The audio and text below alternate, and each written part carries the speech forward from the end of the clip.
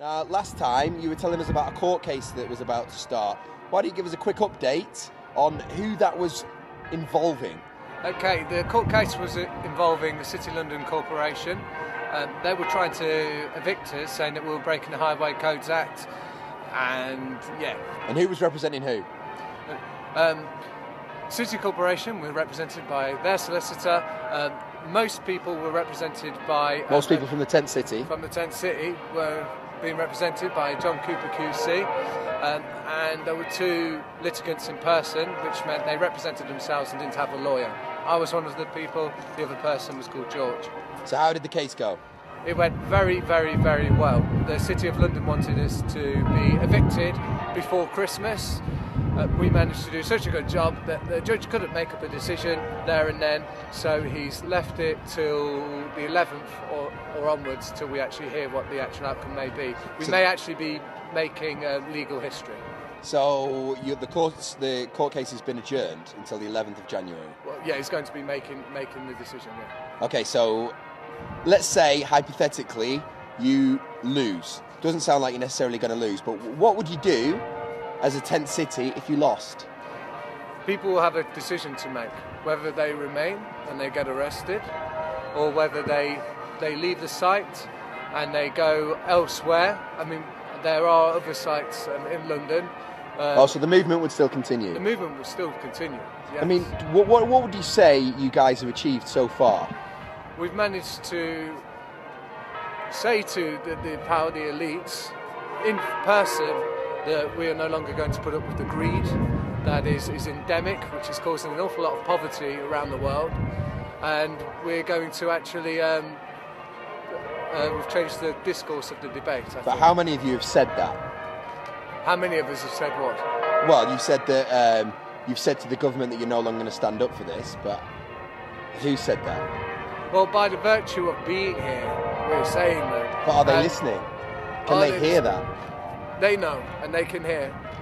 There's a guy in the City Corporation of London called what's his name? Andrew Colvin. He's the comptroller of the City of London. He knows all of the legal business, and he advises all of the City Corporation of London. And they have tax havens.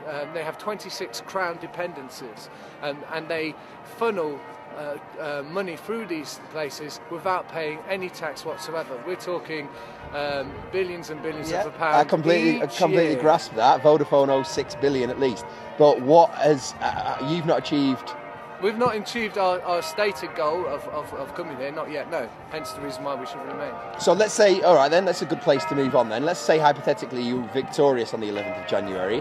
How long do you intend to stay for? Well, there are areas of remedy and reparation that we are seeking, and there are things which people have been fighting for hundreds and hundreds of years. There are genocides happening as we speak, so we can live the way we live, and it's about actually looking at those processes and seeing how we can make them better, so we're not necessarily, excuse the word, fucking each other over. Who's fucking who over? Well, corporations in other countries are fucking the indigenous population over. In India, for example, there's a 250,000 strong army clearing out the forest areas of the indigenous population, so they can control the land and the resources and the workforce. So this industrialisation process happened in England a few hundred years ago, well, 100 odd years ago. So are you saying that, for instance, the general public need to act? I would say if we want things to change, they have to. If they don't want things to change, or if they don't believe things can change, then things will stay the same. But that's a personal decision people have to make. Will you guys just continue to protest? Well, we're trying to cultivate that discussion and that debate, and actually seeing the world as it is rather than how we want it to be. But that is a deeply personal viewpoint, and it's down to each individual to have that conversation as well. If they want to, we can't force anyone. Well, be realistic for me, Daniel, now for a moment. What hopes do you think there are of you guys being successful? If the court case goes our way, I think that will reaffirm a lot of why we are here in other people's minds, and that might encourage a new wave of people actually trying to contribute, help out. Ultimately, I think if things continue in this way, people will start to build their own systems, their own value systems. That's what I think will start to happen. So going back to our previous interview, I mean, we did mention that if you lost the court case, you would owe an awful lot of money. Does that still stand to be the case? No, it doesn't stand to be the case anymore. Hurrah! So you're not going to owe £30,000 to £100,000? No, Definitely not. No, definitely not. Oh, fantastic! High five on that.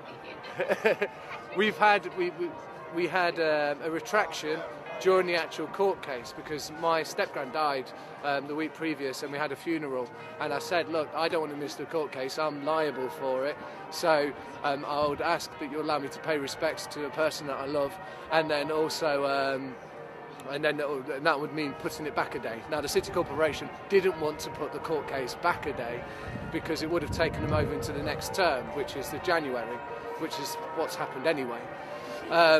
So they said, right, we'll waiver your fees. So hang on, so your grand dying has saved you £100,000? My step-granddad, yeah.